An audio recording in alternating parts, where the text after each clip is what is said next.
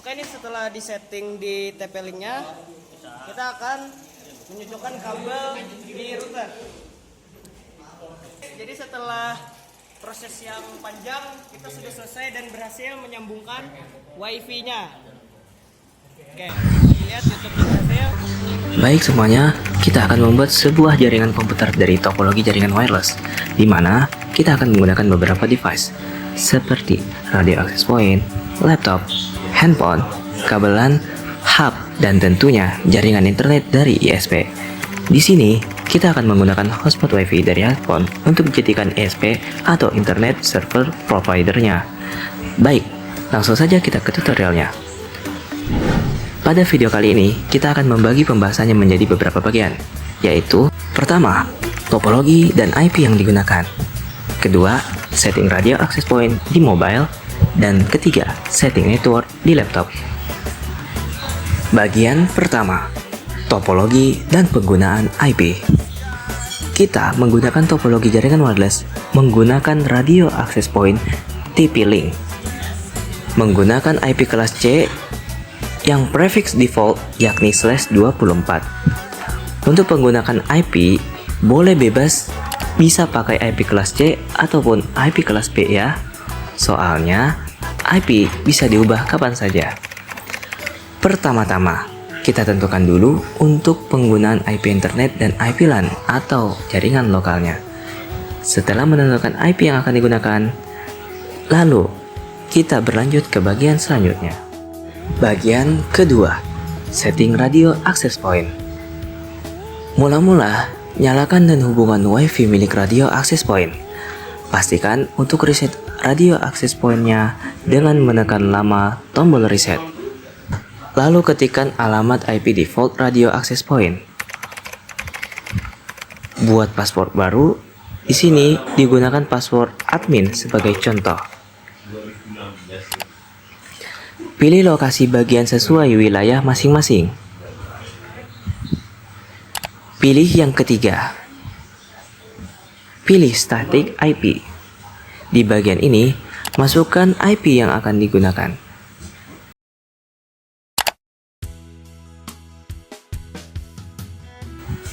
Buat nama dan password access point yang baru. Kemudian save. Setelah itu, kita hubungkan lagi dengan WiFi access point dengan nama dan password yang sudah kita buat sebelumnya. Kemudian, login kembali ke alamat IP access point yang sama dengan sebelumnya. Kita kembali ke bagian network. Di sini adalah IP yang sebelumnya telah kita masukkan pada IP contoh tadi. Ubah saja IP-nya dengan IP yang ingin kita gunakan, misalnya 192.168.100.2. Untuk IP address 100.1 untuk gateway dan DNS server. Jadi, pada bagian ini adalah IP yang sebenarnya akan kita gunakan nantinya pada step selanjutnya. Dari bagian network, kita pindah ke bagian LAN setting. Di LAN setting inilah kita menyeting alamat IP yang akan diberikan kepada klien atau pengguna jaringan yang telah kita buat dari radio access point. Kita ganti terlebih dahulu IP-nya seperti pada step sebelumnya, yakni 1.1.1.1 untuk IP address, dan untuk jaraknya untuk 5 klien yaitu 1.1.1.2 hingga 1.1.1.6. Kemudian save dan tunggu hingga selesai. A few moments later.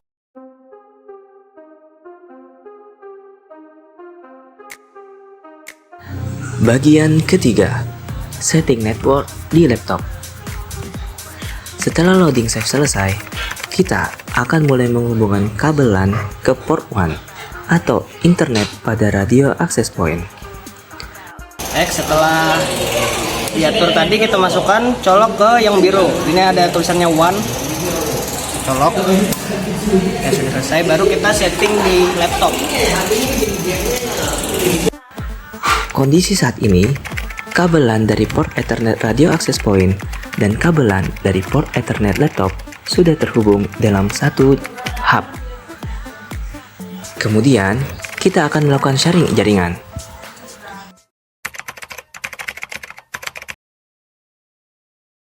Pertama-tama, buka kontrol panel. Ke network dan internet, lalu ke network connection. Pada bagian yang interface-nya seperti ini, kita pilih interface Wi-Fi dengan klik kanan, lalu properties. Kemudian ke bagian sharing dan pilih Ethernet. Setelah itu, kita ke interface Ethernet, lalu reset dulu dengan mendisable, lalu enable pada interface tersebut. Kemudian tunggu beberapa saat hingga statusnya berubah seperti ini. Ketika statusnya sudah tertera, jaringan tidak teridentifikasi, kita buka bagian statusnya. Jika IP-nya 192.168.137.1, maka ini adalah IP default yang diberikan dari sharing network tadi. Di sini, kita sudah boleh untuk mengganti IP-nya dengan IP yang ingin kita gunakan. Klik Properties. Pilih yang Internet Protocol versi 4 atau IPv4. Dengan 2 kali klik hingga muncul tab IP berikut. Reset IP-nya, kemudian masukkan IP address internet dan subnet max.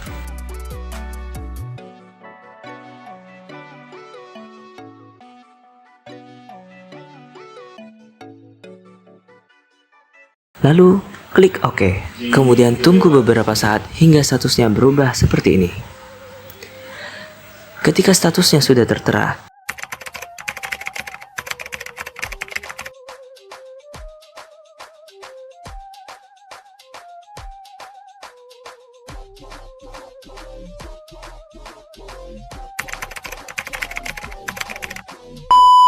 semua proses kita sudah berhasil menyambungkan Wi-Fi-nya. Jadi sharing Oh, udah dicabut tuh. Bocor. Itu belum di bawah tadi di-reset ya. Oh, Cuma dicabut kah? Dicabut nih. Lah,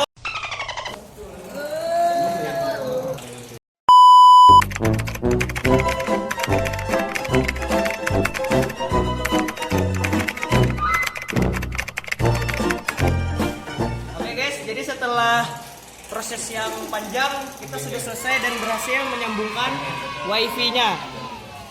Oke, bisa dilihat YouTube-nya berhasil. Coba tonton satu-satu. Short. Scroll. Besar kali ya dari Scroll. Gak cukup deras ya karena tidak dibatasi. Sekian. Terima kasih. Jangan lupa subscribe.